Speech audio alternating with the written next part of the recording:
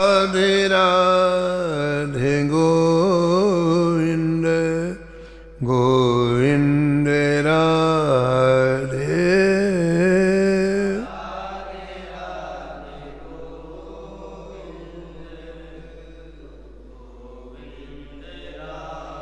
राधे राधे गोविंद गोविंद राधे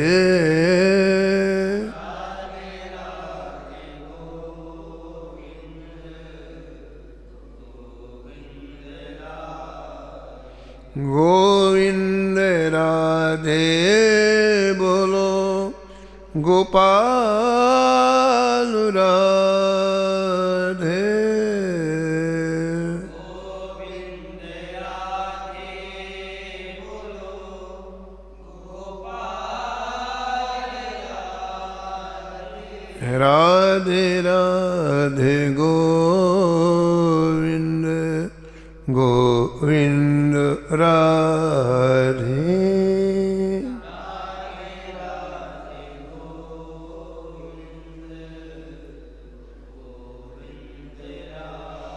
राधे राधे गोविंद गोविंद राधे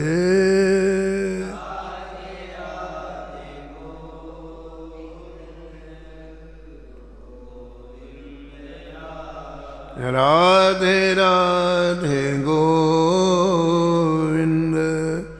गोविंद राधे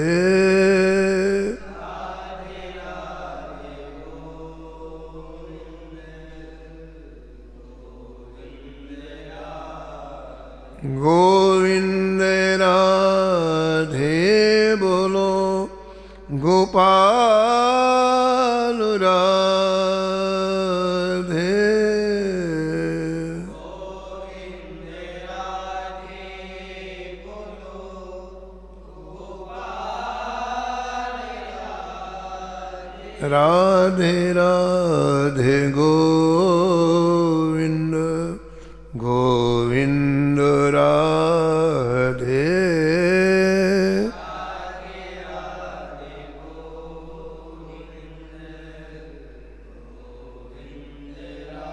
श्री जानकी वल्लभ लाल की, श्री मंगल मूर्ति हनुमान जी महाराज की, सपरिकर श्री भक्तमाल जी की, श्री स्वामी अग्रदास जी महाराज की, श्री नाभाजी महाराज की, श्री प्रियादास जी महाराज की, सब संत भगवान की, श्री वृंदावन धाम की, श्री बांके बिहारी लाल की, श्री राधा वल्लभ लाल की, श्री गिरिराज जी महाराज की, श्री यमुने महारानी की, श्री महाराज जी की जय जय श्री राधे।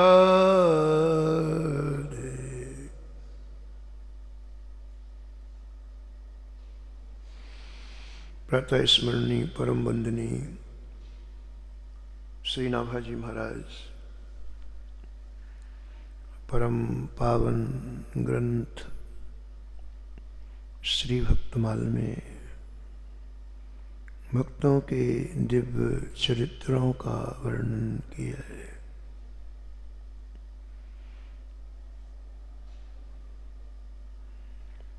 पूर्व प्रसंग में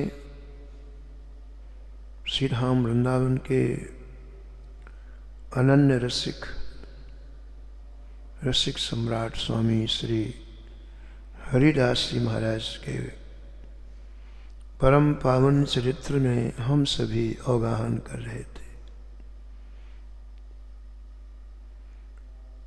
स्वामी हरिदास जी के दिव्य स्वरूप को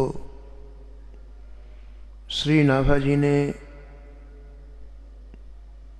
जैसा देखा वैसा शब्दों के रूप में वर्णन किया है।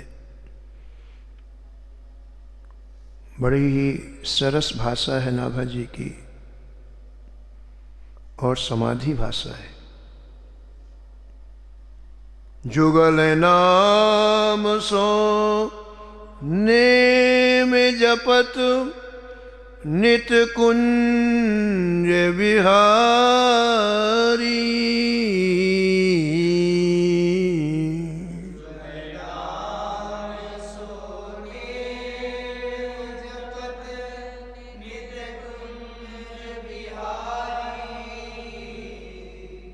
अवलोकत रह केली सखी सुख के अधिकारी।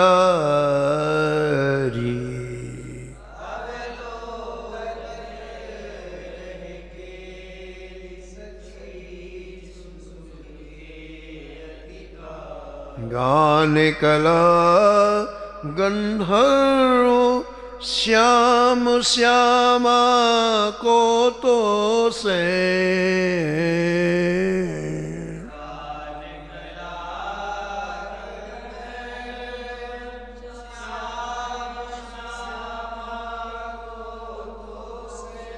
उत्तम भोग लगाए मोर मरकट तिमि पोसे।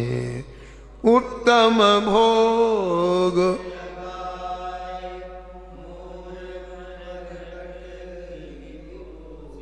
नृपति द्वार ठाणे रहे।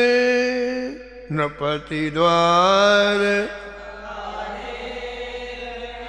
दर्शन आशा जास की।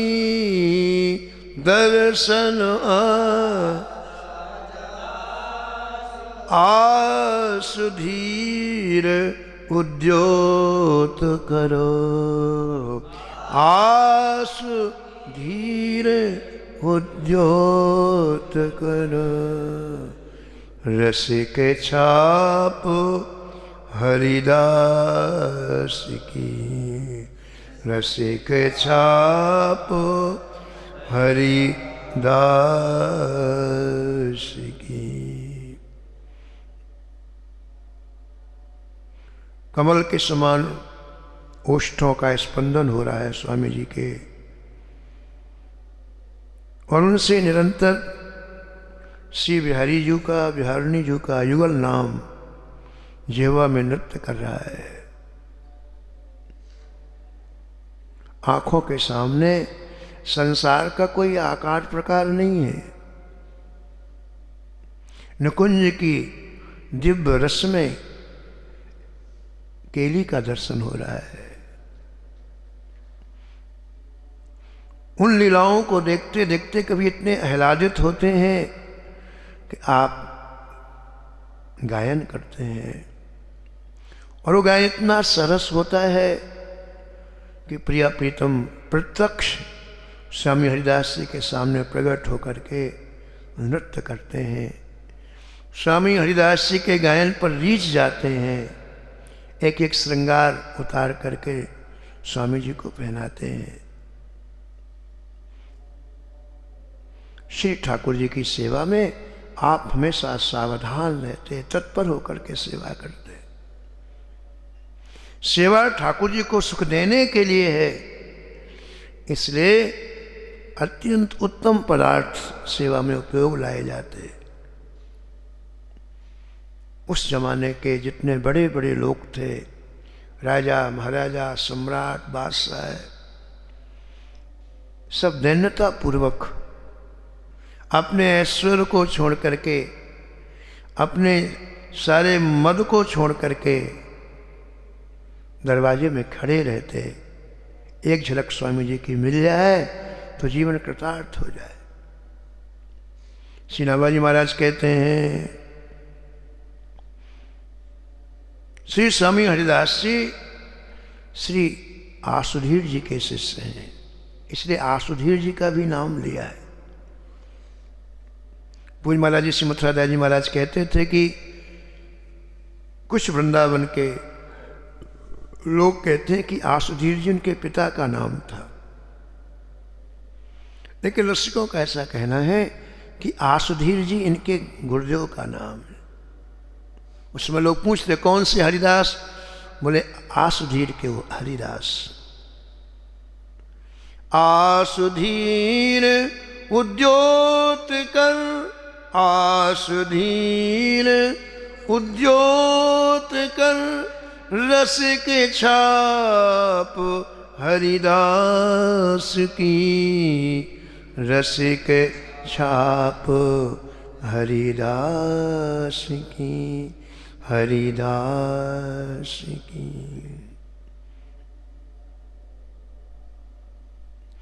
श्री आसुधीर जी भजन करते करते अत्यंत उच्च स्थिति को प्राप्त हो चुके थे। इनके दो शिष्यों का वर्णन मिलता है। एक तो आपने अभी सुना ही, स्वामी हरिदास जी, और इनके एक शिष्य का और वर्णन मिलता है जिनका नाम था श्री देवदत्त जी।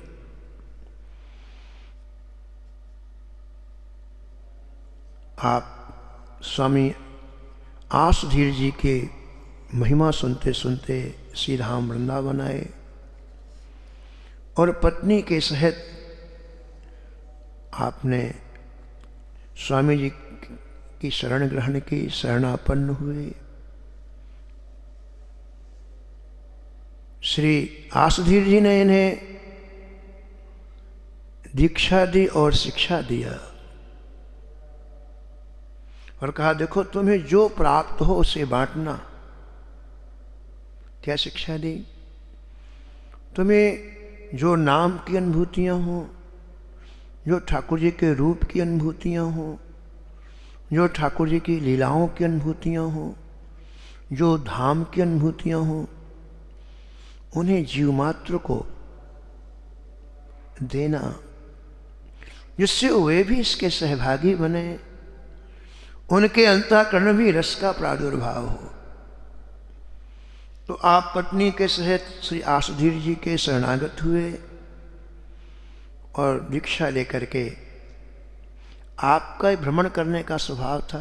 किसी किसी संत का भ्रमण करने का स्वभाव होता है, एक जगह बहुत समय नहीं रह पाते हैं, लेकिन उनका भ्रमण करना भी लोक हित के लिए होता है। जहाँ भी जाते हैं ठाकुर जी की तो चर्चा करते हैं, ठाकुर जी का गुणगान करते हैं। तो ये श्री देवदत्त भी, इन्हें भ्रमण करने का प्रारंभ से ही स्वभाव था। तो आप दीक्षा लेने के बाद भ्रमण करने के लिए निकल गए पत्नी के साथ, और घूमते फिरते आप गढ़मुक्तेश्वर गंगा के तट पर आए। बड़ा अच्छा लगा उनको, वहाँ का वातावरण बड़ा अच्छा लगा गंगा तट पर। तो आप कुछ दिन रुक गए, और रुके तो वृंदावन की अनुभूतियां आप वर्णन करने लग गए, श्री वृंदावन के रस का वर्णन करने लग गए, श्री वृंदावन की भूमि का वर्णन करने लग गए। तो देखो, प्रत्येक व्यक्ति 3 ताप से जलता है, शास्त्रों में लिखा है। एक दैहिक ताप, एक दैविक ताप और एक भौतिक ताप। ये तीनों ताप प्रत्येक जीव के हृदय में जैसे एक भट्टी होती ऐसे जलते रहते हैं, और इनका समन, इन भट्टियों को बुझाना किसी भौतिक वस्तु पदार्थ में संभव ही नहीं है। त्रैताप इनको बोलते हैं। प्रत्येक जीव के अंतःकरण में प्रज्वलित रहते हैं। इनको शांत करने का तरीका संसार में कहीं है ही नहीं। एक ही तरीका है कि आपके हृदय में ठाकुर के नाम का राज्य हो जाए तो ये तीनों भट्टियां बुझ जाएंगी।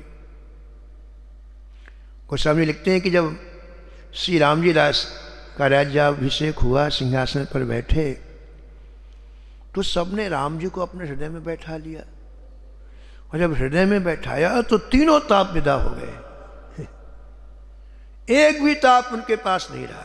बस कुछ नहीं किया, राम जी को हृदय में बैठा लिया।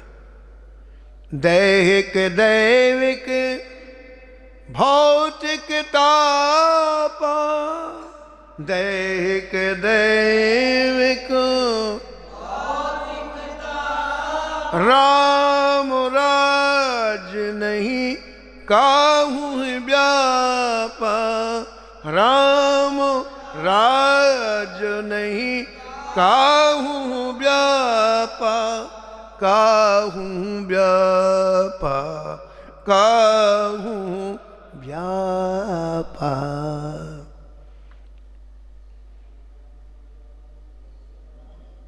तो तीनों तापों से व्यक्ति झुलसता रहता है। और जब ये महापुरुष अपनी वाणी के द्वारा कोई रस प्रवाहित करते हैं तो बड़ा सुख मिलता है, बड़ी शांति मिलती है। पूज्य महाराज जी श्री मथुरा दास जी महाराज कहते थे कि घर में रह करके व्यक्ति भजन करता है तो वहां उसे कोई ना कोई ताप मिलता ही रहता है, और वो ताप धीरे धीरे इकट्ठा होता जाता है। और जब इकट्ठा हो जाता है तो उसे व्याकुलता होती, कोई संत आ जाए, कहीं से संत आ जाएं और वो यहाँ आकर के श्री ठाकुर जी की कोई सरस वाणी सुनाए तो ताप दूर हो जाए। कितनी भी सावधानी रखे घर में व्यक्ति, लेकिन ये ताप किसी न किसी के द्वारा आ ही जाते हैं। पड़ोसी के द्वारा ताप आ जाएगा, पुत्र के द्वारा आ जाएगा, पुत्री के द्वारा आ जाएगा, पति के द्वारा आ जाएगा, पत्नी के द्वारा आ जाएगा, और ये ताप इकट्ठे होते जाते हैं। अब इन तापों के समन करने का एक ही तरीका है, तव कथा मृतम तप्त जीवनम। मृजांगनाएं कहती हैं कि हृदय के ताप को दूर करने के लिए ये गोविंद एक ही साधन है, आपकी ये रसमयी कथा। बस कितनी दुखी थी पराम्बा जानकी जी अशोक वाटिका में, लंका में, कितनी दुखी थी, प्राण देने को तैयार थी। लेकिन जैसे ही हनुमान जी ने कथा रस का प्रवाह किया, इतनी शीतलता मिली, इतनी शीतलता मिली मानो किसी ने अमृत में डुबो दिया हो। रामचंद्र गुण बरने लागा, राम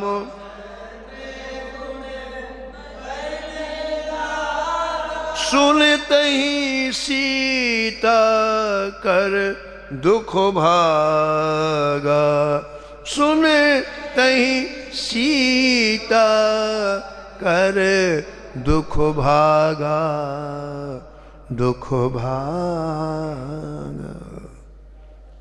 इतनी शीतलता मिली कि किशोरी जी ने कहा, जानकी जी ने कहा, अरे भाई मेरे कानों में अमृत कौन भर रहा है, दिखाई नहीं पड़ रहा और अमृत भर ही जा रहा, कौन है भैया? वो भाई का रिश्ता जोड़ रही है।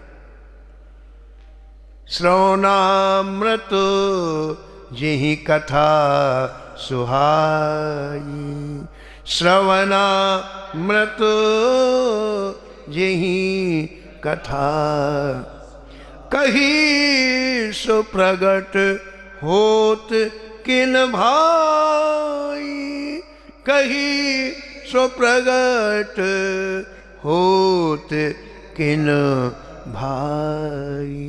अरे भैया तुमने मेरे कानों से अमृत पिलाया और इतनी शीतलता का अनुभव हो रहा है, कौन हो तुम?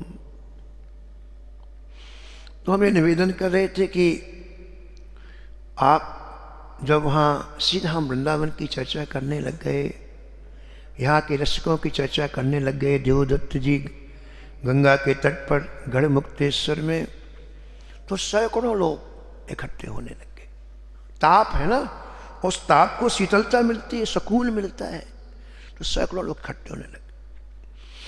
और इकट्ठे क्या हुए? सब भजन में प्रवृत्त हो गए। केवल सुनते नहीं, सुनने का फल यही है कि हम भजन में प्रवृत्त हो जाएं। केवल सुनना नहीं, सुनने के बाद हमको भजन में लगना है।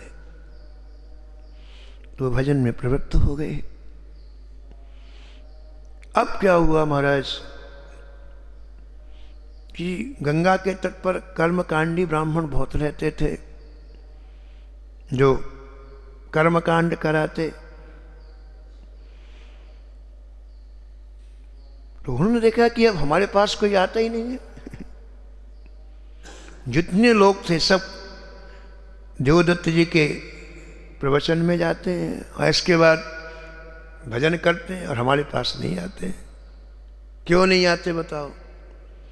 क्यों जाता है व्यक्ति इन लोगों के पास, कर्मकांडी ब्राह्मणों के पास? भाई कोई दिक्कत होती तो जाता है, किसी कोई अमुक काम नहीं हो रहा है, किसी कोई रोग सता रहा है, किसी के घर में किसी तरह की दिक्कत हो तो व्यक्ति जाते हैं, महाराज पूजन कराओ, महाराज कुछ कराओ, है ना। जोशियों के पास जाते हैं, कर्मकांडी ब्राह्मणों के पास जाते हैं। लेकिन जैसे इन लोगों ने भजन करना प्रारंभ किया तो जीवन के जितने अनर्थ थे सब दूर हो गए।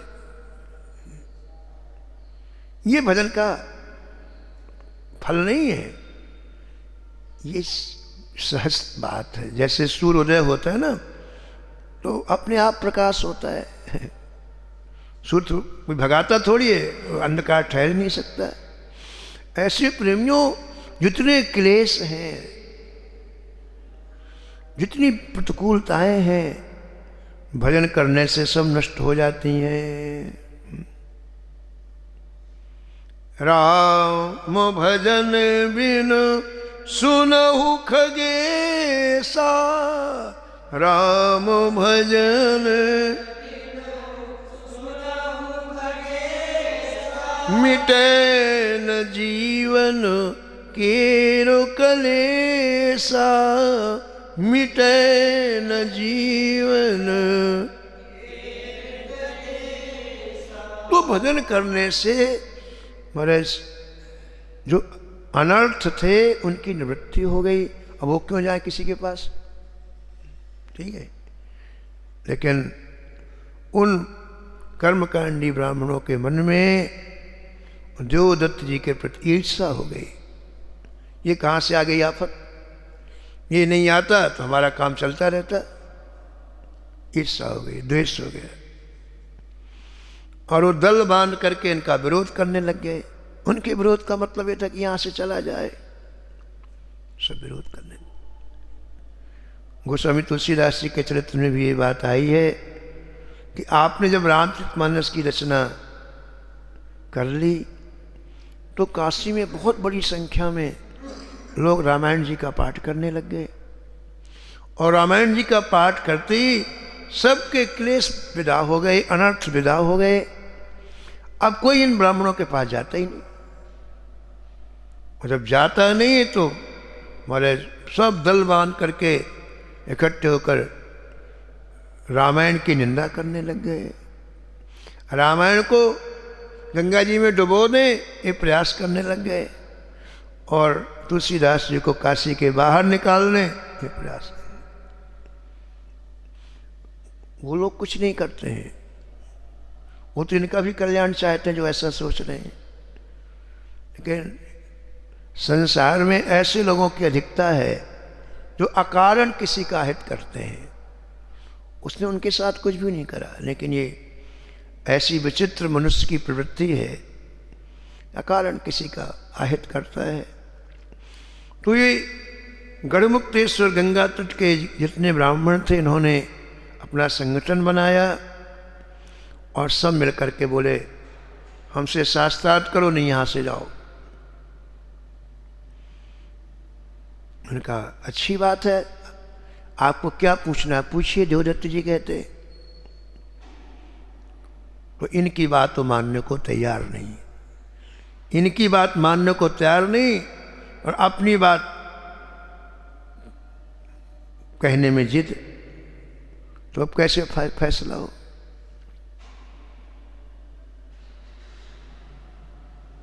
कई दिन हो गए और इनकी ईर्ष्या बुद्धि, द्वेष बुद्धि समझ में आ गई इनको।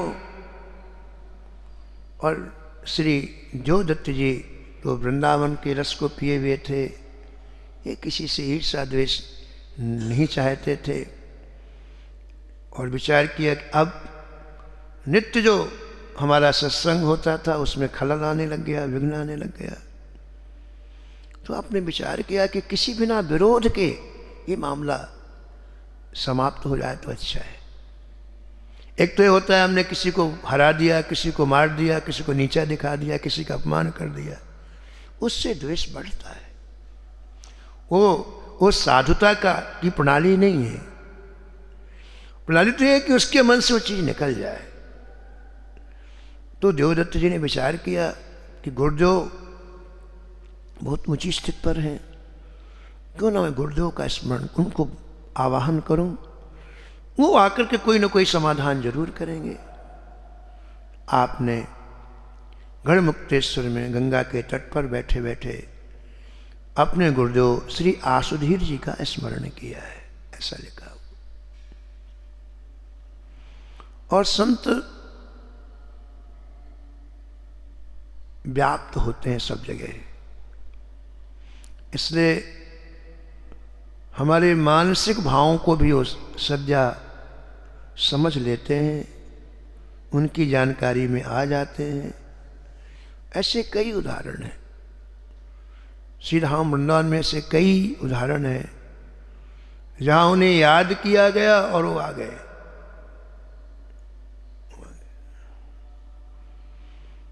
तो इन्होंने याद किया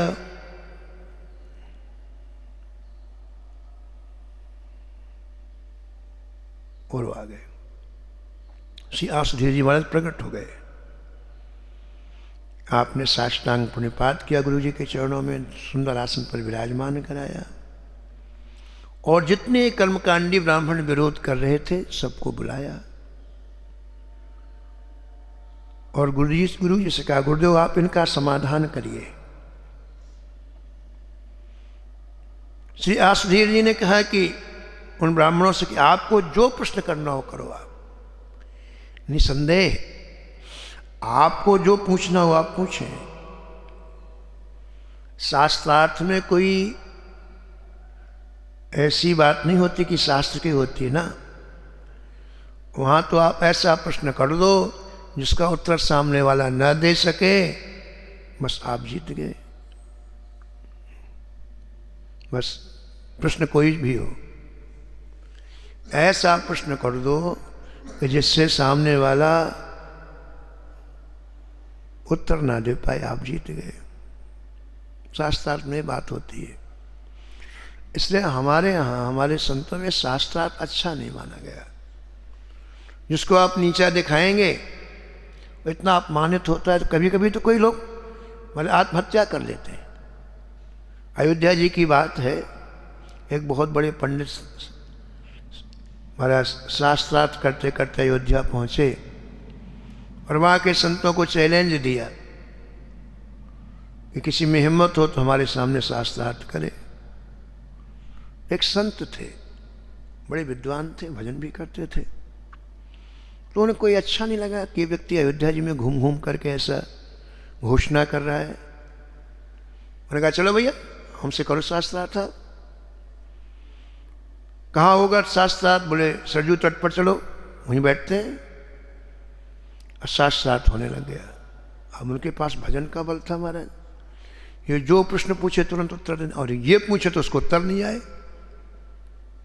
2 घंटे में काम हो गया, सारा उसका बुखार उतर गया और चरणों में लेट गया और विजय पत्र इनके सामने रख दिया। बोले मैं हार गया महाराज।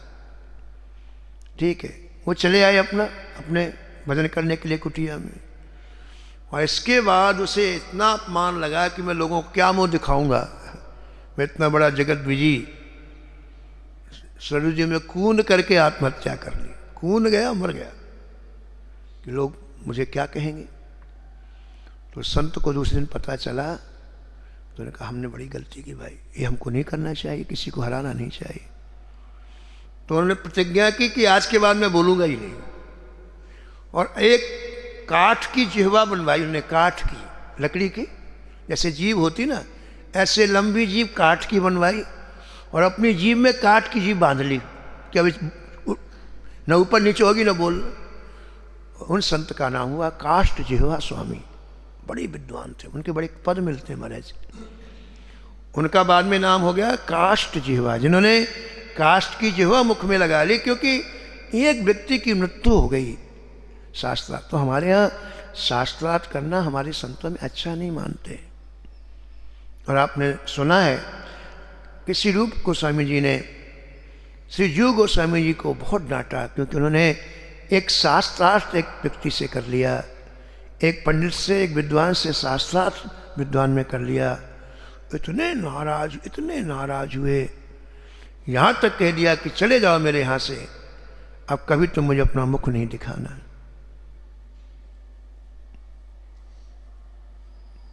तो शास्त्रार्थ हमारे अच्छा नहीं मान, क्योंकि भजन का समय जाता है और किसी का अपमान करना, किसी को नीचा दिखाना, ये वैष्णव का कर्तव्य नहीं है, संत का कर्तव्य नहीं है। हमारे यहाँ तो ये कहा गया कि हमसे सब श्रेष्ठ हैं, हमसे सब महान हैं। और ऐसा नीचानुसंधान करने से ही भजन होता है। तृणादपि सुनीचेन त्वरोरपि सहिष्णुना।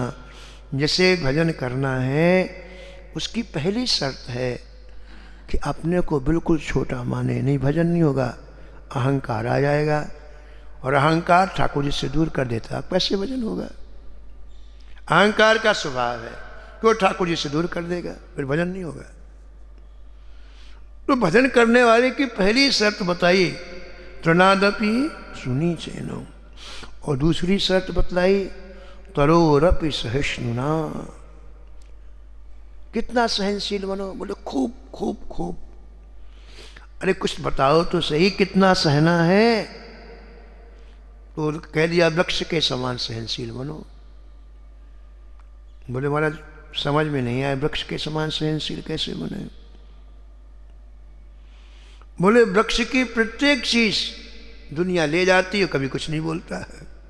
पत्ते ले जाए उसकी, डाली ले जाए उसके, फल ले जाए उसकी छाल निकालते हैं लोग, उसको काट करके दरवाजे बनवाते हैं, खिड़की बनवाते हैं लोग, उसकी लकड़ियों को ठंडी में जलाते हैं लोग, कुछ नहीं बोलता। उसकी प्रत्येक चीज व्यक्ति ले जाता है लेकिन वो कुछ नहीं बोलता। ऐसे सहनशील बनो तब भजन होगा। किसी से उलझने में भजन की धारा टूट जाती है, चिंतन बिगड़ जाता है, अंतःकरण हमारे दूषित हो जाता है। पंजाब के राजा रणजीत सिंह जी थे, बड़े अच्छे थे, धार्मिक थे, उदार थे, हिंदू धर्म के बड़े प्रचारक थे। राजा रणजीत सिंह का बहुत नाम आया है। तो एक बार वो अपने फौज फटाके के साथ जा रहे थे कहीं भ्रमण करने के लिए। तो मार्ग में एक पत्थर उनके लगा सिर पर, मरा फट से लगा और रक्त निकलने लगा। अब जैसे पत्थर लगा तो उन्होंने कहा अरे कौन है भाई, कौन है कौन है? तो उस आगे आगे सैनिक चल रहे थे, मंत्री चल रहे थे, चारों तरफ फैल गए।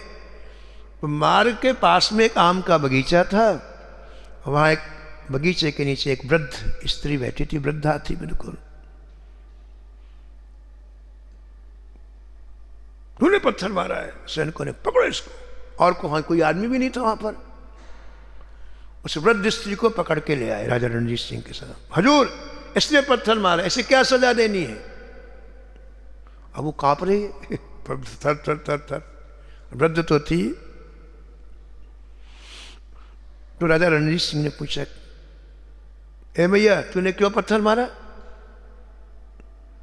उसने हाथ जोड़कर कहा हजूर मैंने आपको पत्थर नहीं मारा है, मैं 7 दिन से भूखी डोल रही थी, भूख के मारे प्राण जा रहे थे। चलते चलते मैं इस बगीचे में आई तो एक आम का वृक्ष दिखाई पड़ा और उसमें पके हुए आम दिखाई पड़े। मैंने विचार किया कि 1-2 आम मुझे मिल जाएंगे तो मेरी भूख शांत हो जाएगी। हजूर, मैंने इस आम के वृक्ष में पत्थर मारा कि मुझे आम मिल जाए, लेकिन वो आम में ना लग करके सीधे इधर चला आया और आपको लग गया। मैंने आपको नहीं मारा, मैंने आम के लिए, भूख के कारण मुझे कुछ खाने की इच्छा थी, तो हमने वृक्ष में पत्थर मारा कि मुझे आम मिल जाए।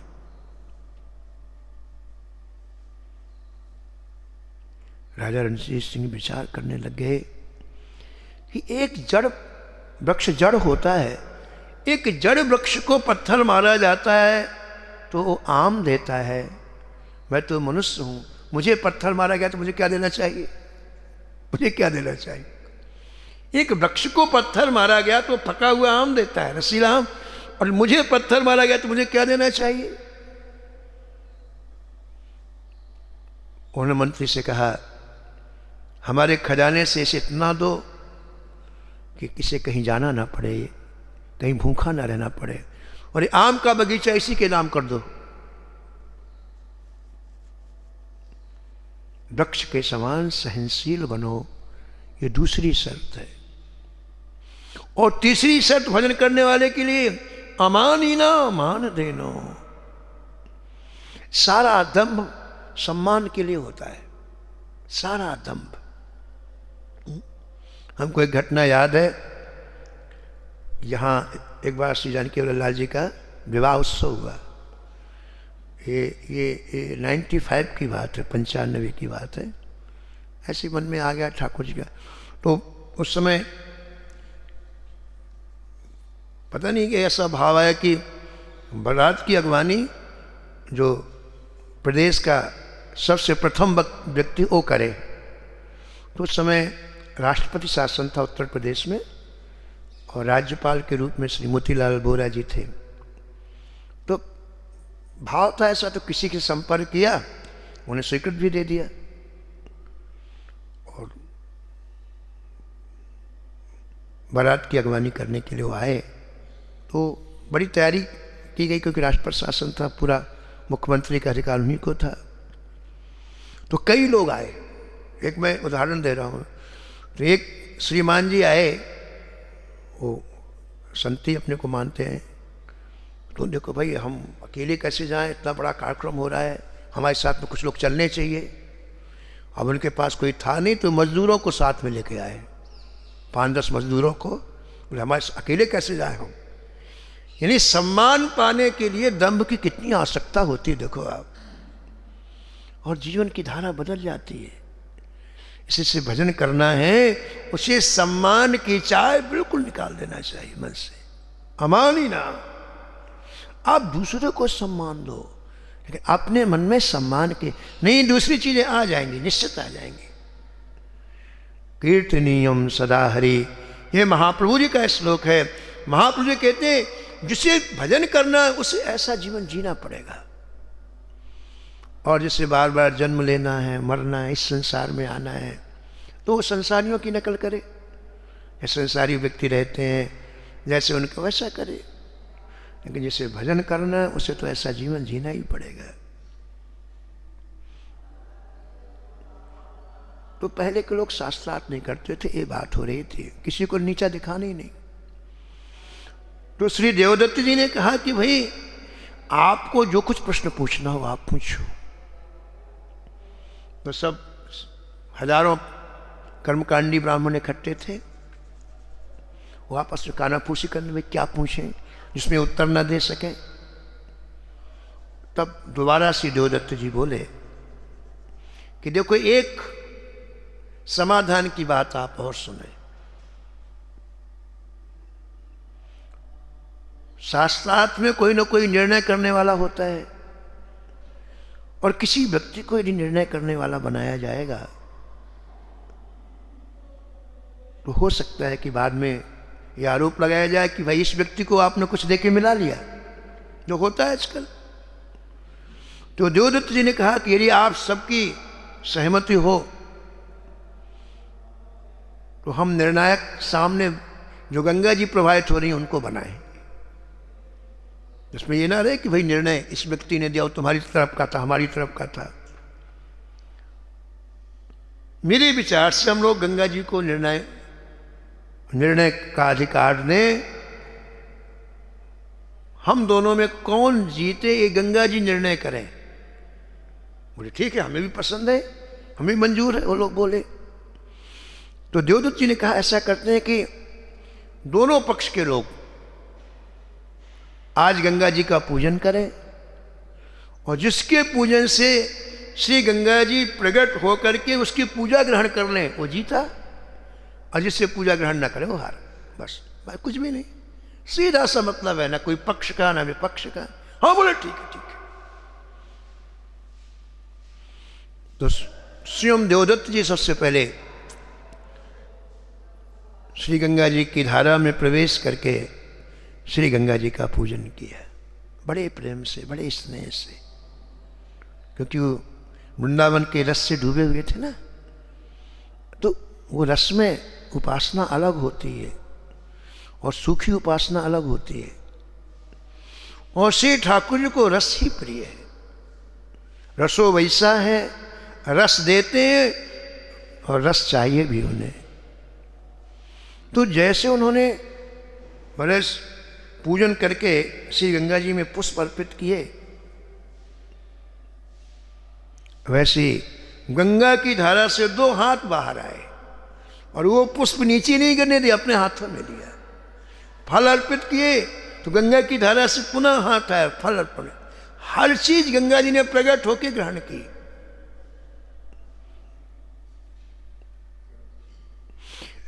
ठाकुर जी की आराधना में, उपासना में यदि प्रेम का पुट न हो तो हमने एक दिन कहा था कि वो ठाकुर जी के पास चीज पहुंचती नहीं है। वो दिखती है कि आपने ठाकुर जी को ये दिया, लेकिन वो उनके पास नहीं जाती।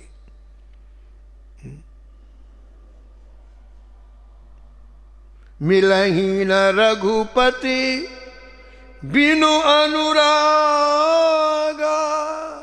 मिलही न रघु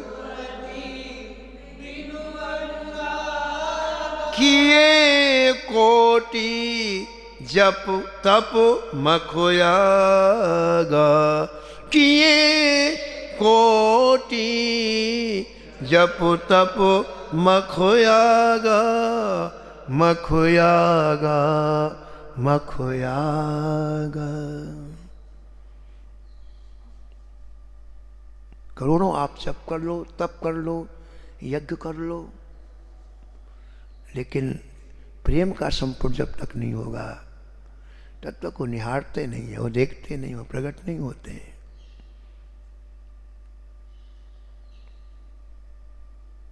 भक्तमाल जी में रैदास जी का चरित्र आया है कि गंगा के किनारे रैदास जी की कुटिया थी और आप वहीं जूते बना के बेचते और भजन करते, संतों को जूता पहनाते।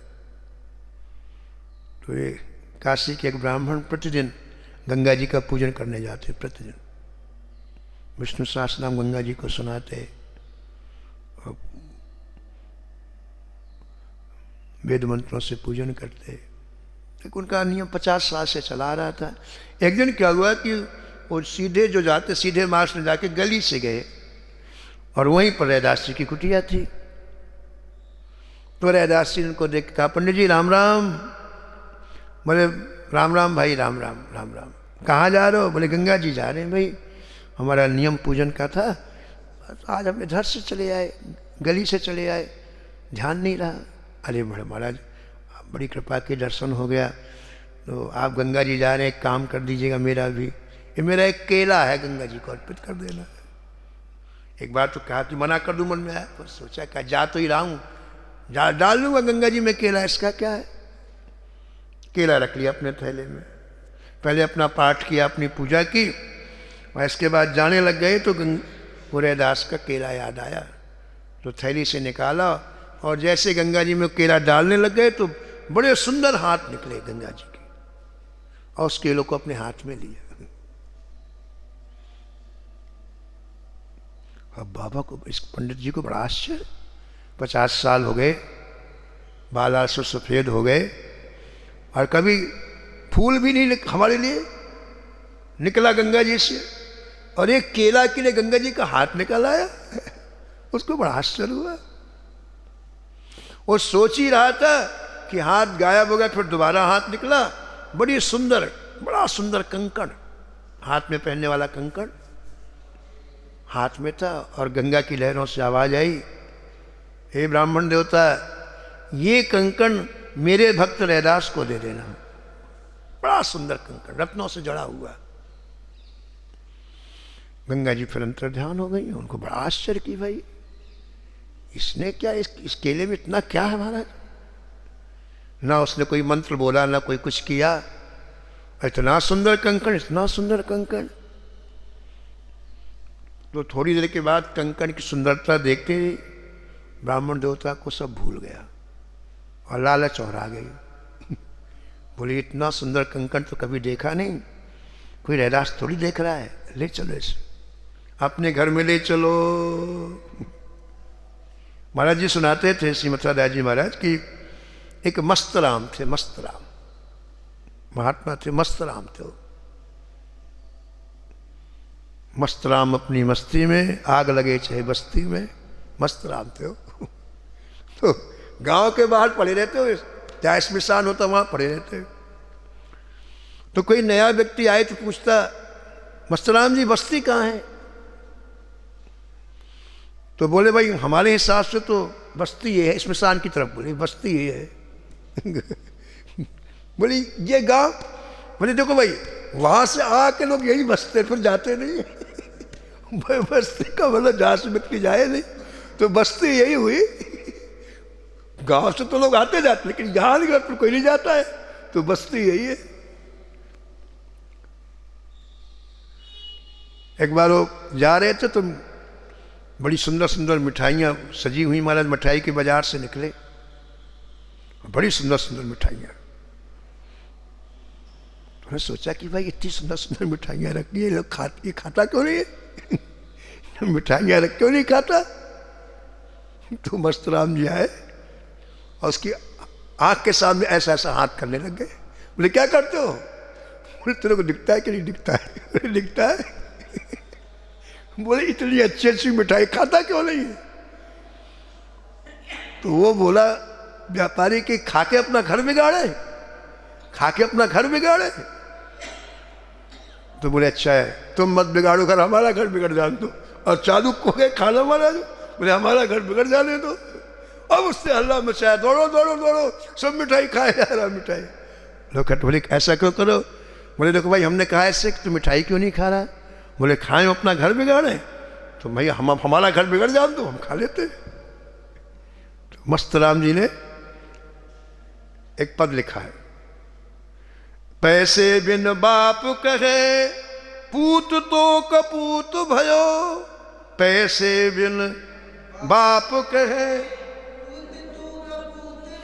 पैसे बिन भाई कहे, जी को दुखदाई है। पैसे बिन भाई कहे, जी को दुखदाई, पैसे बिन यार कहे, मेरो यह यार नहीं। पैसे बिन यार कहे, मेरो यह, पैसे बिन ससुर कहे, कौन को जमाई है। पैसे बिन ससुर कहे, कौन को, पैसे बिन बंदे की प्रतीत नहीं पंचन में, पैसे बिन बंद प्रतीत नहीं पंचन में, पैसे बिन आई घर रोए रोटी खाई है। पैसे बिन आई घर रोए रोटी खाई। कहें अलमस्त, कहें अलमस्त, सजे बजे रहो आठों याम। कहें अलमस्त, सजे बजे रहो आठों याम। आज के जमाने में पैसे की बड़ाई है, आज के जमाने में पैसे की बड़ाई है, पैसे की बड़ाई। तो पंडित जी ने वो कंकण देखा, इतना धन मिल जाएगा मुझे, अरे राम राम। बोले छोड़ो, अब रैदास की गली में जाना ही नहीं है, सीधे घर चलो। सब भूल गया महाराज, महिमा है पैसे की। अब पता नहीं महाराज ठाकुर जी ने क्या लीला की कि वो गंगा जी से जिस गली में जाए वही रैदास की कुटिया मिल जाए। वो सुबह से शाम तक घूमते रहे कि कुटिया ना मिला अपने घर में, जिधर से जा रैदास कुटिया। परेशान हो गए, बोले अब तो बताना पड़ेगा। रैदास जी के पास गए, बोले राम राम, आपने जो केला दिया था उसके बदले में गंगा जी ने ये कंकण दिया है। रैदास जी हंसे, बोले महाराज जी आप ही रख लो। बड़े खुश हो गए, आप ही रख लो, बड़े खुश हो गए। अब बोले इसको बेचूंगा तो बहुत पैसा मिलेगा।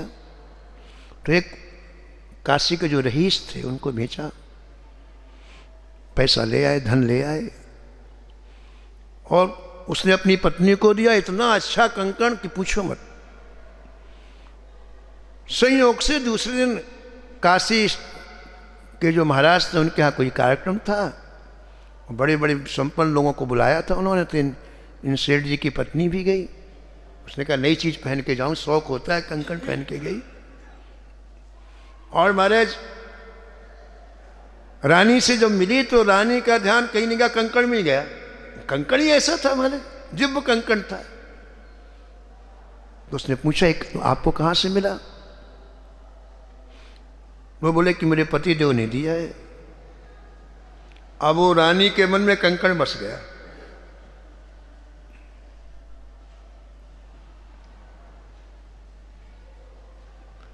वो समझ गया, उस सेठ की पत्नी समझ गई कि यदि मैं कंकण नहीं दूंगी तो अपने बल प्रयोग से लोग ले लेंगे, तो देने में ही कल्याण है। कंकण दे दिया।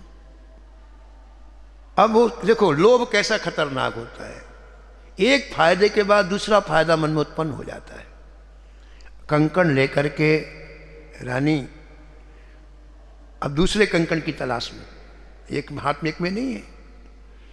तो जब राजा आया तो राजा से उसने कहा कि दूसरे कंकण की व्यवस्था करो आप। दूसरे कंकण के बिना मुझे चैन नहीं है, कंकण लाओ आप। अब राजा आपत्ति में, कंकण आया कहाँ से? बोले हमें यहाँ के जो रईस पत्नी उसने दिया है। अब राजा ने उसको बुलाया, तुम्हारे पास कंकण कहाँ से आया? बोले हमें एक ब्राह्मण ने बेचा है। राजा ने ब्राह्मण को बुलाया, तुम्हारे पास कंकण कहाँ से आया? बोले हमें रैदास जी ने दिया है। तो रैदास जी का काशी में बड़ा प्रभाव था। तो राजा स्वयं रैदास जी के पास गया। बोले महाराज हमारे घर में आफत आ गई है, एक कंकण की जरूरत है, महाराज कृपा करो, एक कंकण हमें और चाहिए।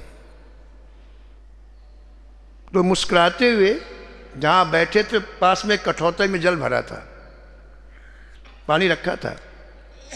तो मुस्कुराते हुए आपने कहा अरे गंगा जी एक कठौता और दो दे, राजा बड़ा दुखी है। ऐसा करके कठौते में हाथ, गंगा जी नहीं गए वो कठौते में हाथ डाला, वैसे कंकण। इसका तात्पर्य क्या हुआ? श्रद्धा एक अलग बात होती है, समर्पण एक अलग बात, और केवल सुखी पूजा अलग बात होती है। आज भी गंगा जी प्रकट होती हैं, आज भी सारे ये श्री विग्रह ठाकुर जी के बोलते हैं। श्री वल्लभाचार्य कभी आप चरित्र पढ़ो तो वल्लभाचार्य जी के चरित्र में ऐसा लिखा है कि जो ठाकुर किसी को देते थे वो बात करते बिल्कुल सीधी। एक व्यक्ति ने गरम गरम खीर रख दी ठाकुर जी के सामने, श्री वल्लभाचार्य जी के शिष्य की बात है, गरम गरम रख दी। अब ठाकुर जी ने जैसे हाथ डाला तो बड़ी गरम, तो हाथ पीछे कर लिया, लेकिन हाथ लाल हो गया। तो रात्रि में वल्लभाचार्य जी को स्वप्न में कहा कि इस व्यक्ति ने जिसको आपने ठाकुर जी दिए हैं हमको गरम गरम खीर दे दी, हमारे हाथ जल गए। तो तुरंत वल्लभाचार्य ने उसको बुलवाया, क्यों भाई तुमने गरम गरम खीर क्यों रखी ठाकुर जी के सामने प्रसाद पाने के लिए? तो उसने कहा हमारा थोड़ी देर रुक जाते ठाकुर जी, ठंडी हो जाए तब खाते के। और बोले गरम थी, तो थोड़ा रुकने में क्या, 2 मिनट बाद में खाते, 5 मिनट तो ठंडी हो जाती। तो वल्लभाचार्य जी ने कहा, अरे तुमको पता नहीं है, ये बालक स्वरूप है और बालकों को खाने की जल्दी रहती है, बालकों को तो तुरंत चाहिए ना, इसलिए ये इंतजार नहीं कर सकते ठंडी होने का, इसलिए ठंडी करके रखो। वो तुम आइए खाना है, जो तुरंत हाथ डाल दिया उन्होंने, हाथ उनके लाल हो गए। अब ऐसा नहीं करना, गरम खीर ठाकुर जी को नहीं अर्पण कर। एक उदाहरण, ऐसे कई उदाहरण हैं श्री वल्लभाचार्य जी के चरित्र में। क्यों? इसीलिए कहा कि वल्लभ सुत बल भजन के कलयुग में द्वापर क्यों, ठाकुर जी प्रत्यक्ष लीलाएं करते हैं, प्रत्यक्ष लीलाएं करते। एक व्यक्ति के मन में आया कि ठाकुर जी को आज कंडे की रोटी खिलाएंगे। अब कंडे की रोटी तो मोटी बने, और मोटी बने, सेका उसने, कंडे में रोटी सेकी मोटी मोटी 4, और महाराज ये इसका आलू का और टमाटर का बढ़िया चोखा बनाया और ठाकुर जी सामने रख दिया। भूख लग गया, शाम को वल्लभाचार्य जी को स्वप्न दिया, हमारा पेट दर्द कर रहा है। हमारा पेट, मोटी रोटी पचा सकते क्या ठाकुर जी भाई, पेट दर्द कर रहा है। अब उन्होंने बाद फिर बुलाया एक दूसरे वक्त की, तुमने क्या किया? हमारे ठाकुर जी का पेट, एक तो खिलाए इतनी मोटी रोटी। फिर तुरंत महाराज जी उनको अजमाइन, सौंठ वो मिला के दी गई, पचने वाली चीजें होती ना, तो रात में अब हम ठीक हैं, अजमाइन सौंठ खा लिया, अब पच गया हमारा, अब हम ठीक है। ऐसी हरि करत दास पर प्रीति, ऐसी हरि करत दास निज प्रभुता विसारो, निज प्रभुता हो तो सदा यह रीति, हो तो सदा करत दास पर प्री, ऐसी हरि करत दास पर प्री। तो बस 1 मिनट में समय हो गया। तो गंगा जी ने उनके हाथ से, देवदत्त क्या नाम इनका, श्री आसुधीर जी के हाथ से वो प्रकट रूप से प्रसाद ग्रहण किया। अब एक कर्मकांडी ब्राह्मण गए, पूरे 4 वेदों की ऋचाएं सुना दी, खूब जितनी ताकत थी खूब जोर जोर से मंत्रों का उच्चारण किया, कुछ नहीं हुआ। 3 घंटे तक खड़े रहे, कुछ नहीं हुआ।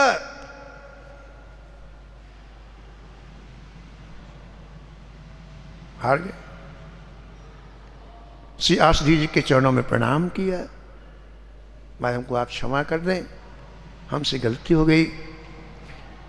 अब एक प्रार्थना है कि हमारे हृदय से कड़वाहट निकल जाए, दूसरों को नीचा दिखाने की भावना निकल जाए, और जैसे आप न किसी से द्वेष करते हैं, न किसी से ईर्ष्या करते हैं, और अपने निज सुख में डूबे रहते हैं, वो सुख हमें भी प्राप्त हो जाए। हम आपकी शरण में हैं, आप हमने अपना शिष्य बना लें। तब आसुधीर जी ने कहा कि तुम्हें यदि ऐसा जीवन जीना है तो तुम सीधा वृंदावन स्वामी श्री हरिदास जी के पास निधिवन में जाओ, उनके शिष्य बनो, तब ऐसा जीवन तुम्हें प्राप्त होगा। फिर समस्त ब्राह्मण यहाँ आए हैं और स्वामी श्री हरिदास जी से दीक्षा ग्रहण की है और उनका कल्याण हुआ है। तो यहाँ आसुधीर जी का नाम आया है। आसुधीर जी इनके गुरुदेव थे। आसुधीर उद्योत कर